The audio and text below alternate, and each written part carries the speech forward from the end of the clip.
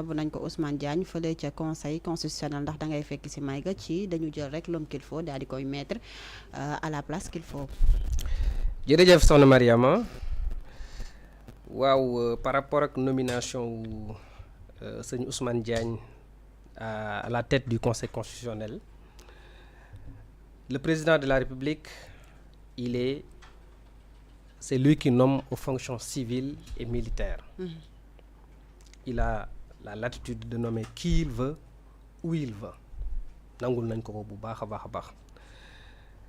Ousmane Diagne doonoon na fi ministre de la justice bi muy doon ministre de la justice ñun Pastef ñoo ko fekk fa mu nekk ñu jël ko indi ko nommé ko bu ma nee ñun Pastef le président de Pastef c'était l'ancien premier ministre Ousmane Sonko. C'est lui en tant que chef du gouvernement qui choisit ses hommes et qui vient proposer la liste au président de la République kon moom qualité yi doyen Maïga wax lépp mën nañ ko nangu effectivement waaye Ousmane Sonko gisoon na ko waa Pastef gisoon nañu ko Bassirou Diomaye Diakhar Faye ba muy bokk Pastef it gisoon na ko ba nangul Ousmane Sonko choix boobu mu def ci Ousmane Diagne en tant que le ministre de la justice. Et pourtant nee nañu moom Ousmane Sonko moom également moo xooloon ba liggéeyam doyatu ko mu teggi ko fa teg fa yaasi. J'en viens. Allez-y. kon pour valeur yooyu mu cité ci ñoom wax dëgg yàlla ni xam naa ko ci moom. parce que nit ak lu mën a xew da ngay seede li nga xam ci moom te yàlla rek tax. mooy c'est quelqu'un qui a une probité morale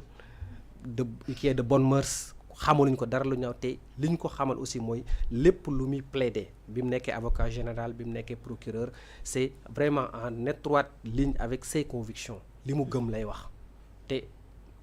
comme peuple bi lay servir li muy def yëpp c'est en droite ligne avec les aspirations de ce même peuple là. bi ñu ko nommé le ministre de la justice Ousmane Sonko liggéey ak moom ñu dem environ 1 an mu gis ne li mu soxla ci moom matalu ko. Parce qu'on peut être un bon procureur, on peut être un bon juge, mais on peut ne pas être un bon ministre. Pourquoi? Parce que bu ñu fàtte ni le ministre c'est un poste purement politique, ministre. Alors que les autres fonctions, procureur, juge, magistrat, tout ça là, ça c'est technique. Donc bi mu nekkee ministre de la justice, le premier ministre a jugé que dafa am insatisfaction ci résultat yi mu koy produire te loolu ñun am na lu ñu ci mën a citer. Comme lan on a remarqué que tous les dossiers de justice ont pratiquement traîné. En tout cas beaucoup de dossiers ont traîné. Comme ban ak ban. Le dossier des martyrs. Parce que avant ñu doon ñëw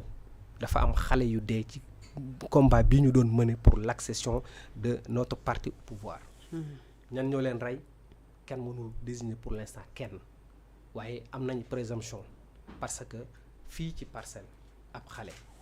policier jàkkaarloo na ak moom visé loo xam ne c'est assez en mondovision visé ko ci bopp dóor xale bi daanu bu ay enquêtes yu sérieuses amoon yoo xamante ni si chaîne de commandement bi yëpp respecte nañ ko à commencer par le ministre de la justice peut-être que il y aurait des résultats probants ñu mën a xam au moins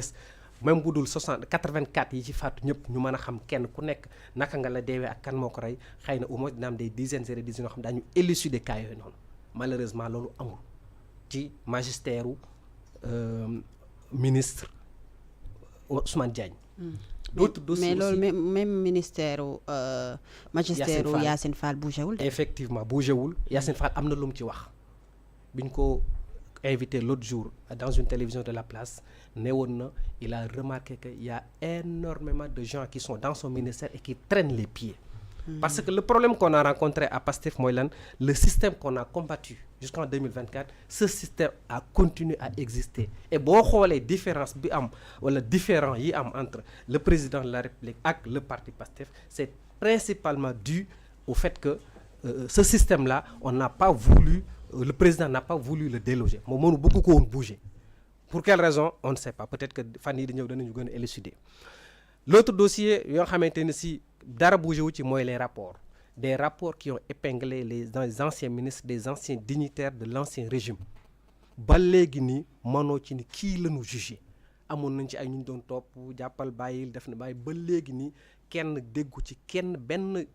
procès bu am kenn ku ñu ne am na ñu ci jàppoon yóbbu leen en mandat de dépôt waaye quelques mois après pratiquement ñoom ñëpp waa en tout cas une très bonne majorité génn nañu ñii ñu takk leen bracelet ñi ñu def leen peut-être résidence surveillée waaye ñoom ñëpp daal génn donc ce qui veut dire que donc la taxoon Sénégal yi mere régime bi fi nekkoon ne jubuñu jubaluñu ñu indi fi régime bu bees à travers ce régime là le ministère de la justice nga xamante ni si moom moo yayoo topp ndax léegi may ga mu ngi fàttali ne au Sénégal on a 3 pouvoirs et des pouvoirs indépendants l'exécutif qui est chargé de mooy doxal législatif mooy voter la loi moom mooy contrôler l'action du gouvernement et le judiciaire bi nga xamante ni si moom moo fiy nekk tëddee njaaxaanaay képp ku jaar ci yoon amuñu ak yow affaire waaye ku jàdd yoon ñu war la delloo si ci yoon malheureusement judiciaire boobu noonu dafa des lu bëri Sénégal yi la taxoon ñu am yaakaar ci parti Pastef ba teg leen au pouvoir parce que dañu doyaloon ci magu yi dañu doyaloon ci le parti avant la patrie dañu doyaloon ci njuuj njaay yi fi amoon malheureusement ba léegi ni la fi nekkoon li ci changé bëriwul et loolu dégg nañu ba tey premier ministre Ousmane Sonko kaas ko jooy ko fu nekk malheureusement nag li nga xamante ni si moom la ci bëggoon amu ko ci waaye nag bu yoon jeexul li olof di wax waxu sil du jeex mooy lan défenestré nañ ko ci poste premier ministre am dem na assemblée nationale jël présidence ba perchoir ba daal di toog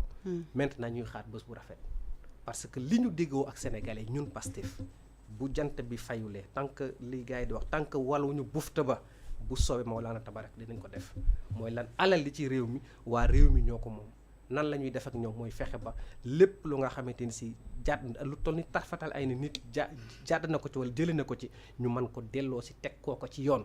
képp ko nga xamante ni si tooñ nañu la ñu mën la fajal sa tooñ lépp lu nga xamante ni si jaaduwul waru fi am parce que loolu mooy dëkk bu am dëgg ndax Olof Jaay yàgg nañ ko wax mu ne fépp fu dëgg amul jàmm du fa am dëgg mooy lan fexe ba justice am ci mim réew te loolu yaakaar nañ ne amagu fi ba léegi donc bu dee kaaw Ousmane Diagne espérons que comme j'ai dit tantôt am nañu présomption que ni techniquement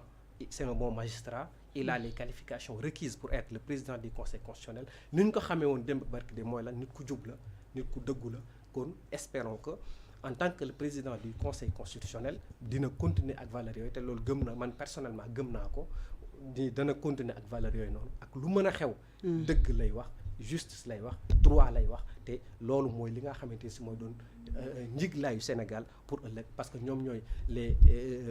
leur décision s'impose à tous pas plus tard qu'avant bi seen décision mujj bi génnee bi ñuy rejeter la proposition de loi du sax la proposition c'est une loi qui a déjà été votée bi ñu ko rejeté le président de l'Assemblée nationale nga xam ne mu jiite institution bi génn na daan ni la décision du conseil constitutionnel